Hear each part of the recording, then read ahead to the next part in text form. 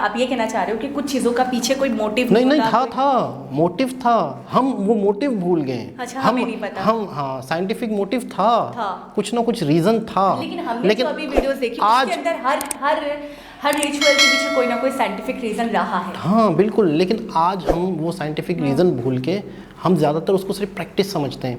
रोज़े का कितना बड़ा ज़बरदस्त रीज़न है कि उसके पीछे की साइंस जो है, आपको पता है हम इंडियन, हाँ मैं बिल्कुल दिल पे हाथ रख के आप लोगों से कहूँगा कि हमने जब से ये वीडियोस देखी तो मैं कहता हूँ कि साइंस तो यहाँ थी पहले। अस्सलाम वालेकुम, नमस्ते, सत श्री अकाल। कैसे हैं आप लोग? उम्मीद करती हूँ ठीक होंगे, खुश होंगे। मैं हूँ हसीका अली और मेरे साथ है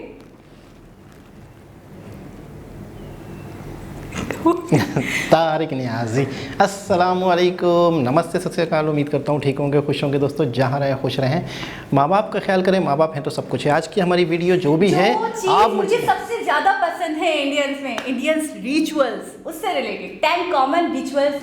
तो स्टार्ट करते हैं अपनी वीडियो को। Let's start. ओके गाइस, तो वीडियो का टाइटल है 11 common Indian rituals that are surprisingly scientific. So start करते हैं वीडियो। चले एग्जाम के लिए। हाँ बस 1 मिनट दे, दही चीनी खा लूँ। तू लेगा? अरे पागल है क्या, मैं नहीं मानता ये सब चीज़ें। और आज अपना लिटरली साइंस का एग्जाम है। चल आजा। हाँ वो सब तो ठीक है, लेकिन तेरे यहाँ दही लगा हुआ है।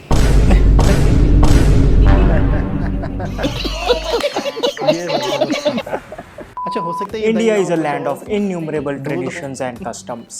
Although despite having witnessed or belonged to this rich society, we lack the rationale behind these rituals and brand them superstitious and meaningless. Watching this video, you will be surprised to know that the common rituals practiced today actually have a smart logic behind them. So without any further delay, let's get started. FitTuber. Hello friends, welcome to FitTuber. Why is it said that someone is missing you when you get hiccups? Well, what can be the logic behind such a bizarre tradition? Well, it's quite a smart way of distracting one's mind in thinking who the person could be, and as a result, hiccups automatically stop.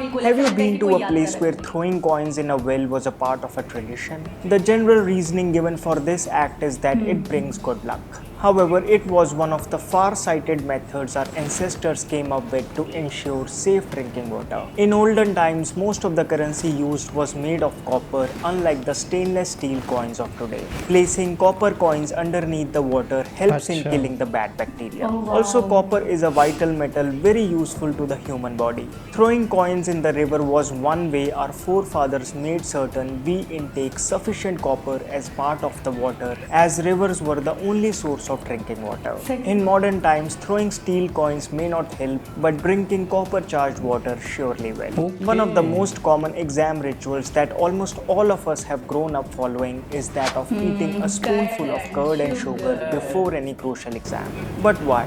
The answer to this is found in the Ayurvedic scriptures. Firstly, curd and sugar combination being fundamentally sweet helps supply glucose to the body, which raises your energy level. Another reason why the combination is offered right before the exam is that curd and sugar or anything meetha has been called buddhi vardhak in Ayurveda. Thirdly, it has a cooling and soothing effect on the body and mind. So the next time you are out for an important meeting, don't forget to have dahi with mishri powder. No matter how much amount you give for shagun, it always ends on 1. Ever thought why?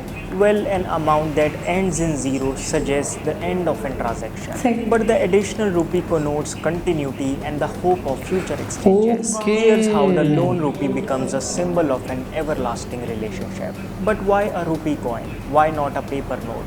That's because metal or dhatu is considered to be a form of goddess Lakshmi, which keeps negative energy away and marks prosperity. Heard someone say today is my Tuesday fast? Superstitious, isn't it? Well, there is more than what meets the eye. Fasting for Indians is not an obligation but a moral and spiritual act where the aim is to purify the body and mind. Because the body does not have to do the work of digestion, it has more energy to focus on the spiritual aspects. That's actually why it's called Upavas. Upa means near and Vas means to stay, staying near to God. In India, people would choose various days in a month as a reverence to their favorite deity and fast for spiritual growth. Of course, the countless physical and mental benefits of fasting have now been well noted by modern science. From controlling obesity to improving hormonal balance balance to the growth of new brain cells, this holistic detoxifying practice is worth every effort. The dash of sindoor or vermilion powder on a bride's forehead is her holiest mark as she begins her journey as a bride. But do you know the physiological significance behind this ritual? Traditionally, sindoor is prepared by mixing turmeric, lime and mercury, which is known to control blood pressure and activate sexual drive. This also explains why widows do not use it. To make it more effective, sindoor is put starting from the forehead all the way to the pituitary gland, the seat of thoughts and emotions.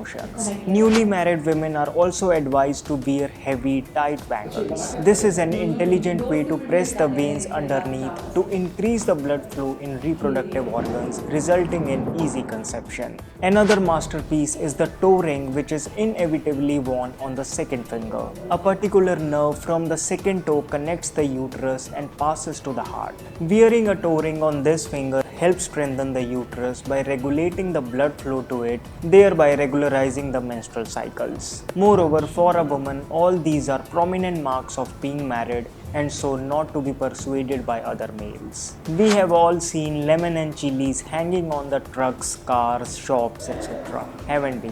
The belief is that it wards off evil spirits. Practically, local restaurants place this combo on the table to save their customers any trouble from the insects that may hover around for food. The active heat-producing ingredient capsaicin repels mosquitoes and flies because it is an irritant. More interestingly, centuries ago, when people had to undertake long travels on foot, they often had to traverse through a variety of landscapes and encounter the threats of predators and inconsistent water supply. To combat these issues, it seems our traveling heroes carried our good old Nimbu Mirchi with them. The lemon was meant to keep them hydrated, while the chili could be used to check if snake bites were venomous or not.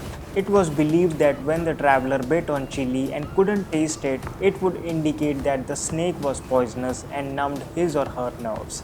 Smart, isn't it? Every day, Indians would welcome the sun, the source of life on this planet, by their water offering ritual. Well, there are great benefits to this practice backed up with scientific significance. When the sunlight passes through water, it breaks down into a spectrum of 7 colors. It is in this form that the sun's energy is absorbed maximum by our body. It helps to balance the 3 doshas, improves eyesight, strengthens the heart, and enhances mind power. And of course, this practice also helps to bring discipline into one's life, as it makes you rise before the sunrise, allowing you to maximize the hours in the day. What is the significance of celebrating Ganpati Visarjan? 10 days after welcoming Lord Ganesha to our homes on the occasion of Ganesh Chaturthi, devotees bid adieu to Ganesh idols on the day of Anant Chaturdashi. But what is the purpose? Well, it's deep and sagacious. The Visarjan ritual symbolizes the cycle of birth and death. It's a reminder that nothing is permanent and that change is the only constant. It's a reminder that everyone who is born on this planet or that exists shall perish one day. Moreover, the reason why the idols are immersed in a water body also has a profound meaning. The ocean or the water body represents the infinite, and the idol is the soul seeking salvation. In the olden days, our ancestors were conscious enough to make Ganesha idols using herbs like turmeric, neem, and clay, which would not only get easily disintegrated but also render the water bodies clean. Why do we not touch books with our feet? Well, our feet, even though they are very important, are considered to be the dirtiest part of our body in regard to the fact that they come in contact with the ground first, and so contact with dust is inevitable. The outdoors may not be very clean as we would like it to be. Hence, a great effort has to be made to avoid stepping over someone, any food, utensils or books. Our culture has always regarded knowledge as sacred and divine, and therefore must always be respected at all times. The ritual or custom of not touching any educational tools with our feet shows us the pedestal on which we put knowledge in Indian culture. So these were some of the common Indian rituals which I believe have a logic behind. This gives us an idea how intelligent our forefathers were in designing various rituals and customs for the holistic well-being of us and the environment. Did you find this video helpful? If you would like to see another part of this video, don't forget to give a thumbs up. Check out the Tribe Concepts Face Brightening Kit, which has two products, 24K Kumkumadi Tailam and Face Brightening Daily Cleanser. Kumkumadi Tailam, a renowned face oil mentioned in Ayurvedic scriptures, helps brighten the skin, reduces pigmentation and is anti-aging. The Tribe Concepts Face Brightening Daily Cleanser is another 100% herbal formulation that gently cleanses the face. Take 1 teaspoon of the cleanser and add adequate water. Apply it all over the face and neck. Gently massage for a few seconds and then wash off with plain water. Now take 3 to 4 drops of Kumkumadi Tailam and apply it evenly to the face and neck. Authentically prepared, this oil will keep your skin soft and supple. To buy the Tribe Concepts Face Brightening Kit, click on the link down in the description box. So friends, that's all for this video. You can now support my work by clicking on the join button below. Please do remember to subscribe to my channel, hit that bell icon so that you never miss a video from me. You can also follow me on Instagram. My name is Vivek. I thank you so much for watching. जी जनाब, बहुत ही ज़बरदस्त informative video हमने बहुत पहले इस तरह की एक वीडियो की थी। उसके अंदर बहुत ज़्यादा थे रिचुअल्स, इसमें 11 थे, उसके अंदर 25 तो 30 शायद थे। अच्छा, असल में हम अक्सर सुनते रहते हैं, अक्सर मूवीज़ में हमारे यहाँ मेरे ख्याल में दूध और दही और शक्कर का कॉन्सेप्ट कम है। नहीं है, मेरे ख्याल में हर एग्जाम से पहले ये दही और शक्कर मैंने अपने पाकिस्तान में या अपने मतलब यहाँ पे कम देखा है। हाँ, आपकी सोसाइटी का नहीं होगा, लेकिन हमारे साइड में तो लाजमी कोई अच्छा ये चीज़ मैं कह सकती हूँ कि दही और उसका चीनी का इतना ज़्यादा नहीं है, लेकिन ये कि मीठा खा के निकलो। कोई बड़ा काम करने के लिए आप जा रहे हो ना, कुछ तो घर मीठा हो जाए। से लाजमी आपकी मामा बोलेंगी, आपके बड़े बूढ़े बोलेंगे कि लाजमी आप थोड़ा सा मीठा, यानी कि कोई बर्फी खा लो, कोई मिठाई खा लो। कैडबरी का ऐड भी देखा होगा, कुछ मीठा हो जाए, कुछ मीठा हो जाए। अच्छे काम से पहले, अच्छे काम से पहले, हाँ, अच्छे काम से पहले मीठा लाजमी है। और ऐसा लगता है कि मीठा खाने से आपका वो काम कंप्लीट हो जाएगा अच्छी तरीके से। आज हमें उसकी साइंटिफिक रीज़न पता चल गई कि आपका एनर्जी लेवल बढ़ता है। अच्छा, नींबू और मिर्च का कि वो एक बहुत ज़्यादा कॉन्सेप्ट है कि दरवाजे के पार होना चाहिए, तो उसकी भी मतलब है कि अच्छा, मैंने जो सुना था ना इसका, ये सुना था कि बुरी आफत, हाँ, ठीक है, आत्माएं नहीं आत्माएं नहीं, वो तो एक अलग चीज़ हो गई। आफत, मुसीबतें इससे भी बचते हैं, टल जाती हैं। हाँ, टल जाती हैं, क्योंकि देखिए लेमन का ये कि एक रिफ्रेशिंग है, ठीक है, वो तो इससे शायद ये मानना था, ये कॉन्सेप्ट है कि उसकी वजह से मतलब जो भी मसले मसाइल हैं, जो भी आफात हैं, परेशानियां जो हम कहते हैं अपने वर्ड्स में, तो वो टल जाती हैं, वो ख़त्म हो जाती हैं। अच्छा, ये चीज़ें जो है ना सदियों पहले से चल रही हैं, सदियों पहले से। तो उस टाइम पे ना टेक्नोलॉजी नहीं थी, तो यही चीज़ें थी, इन्हीं की टेक्नोलॉजी लोगों ने खोज ली थी।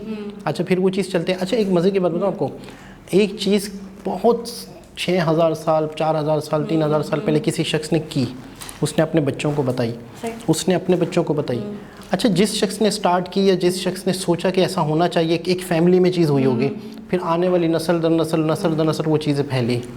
अच्छा, मुझे ना आने वाली नस्ल दर नस्ल वो चीज़ फैली, लेकिन वो चीज़ हुई किस वजह से? उसके पीछे रीज़न रहा है। 400-500 साल बाद वो चीज़ ख़त्म हो जाती है।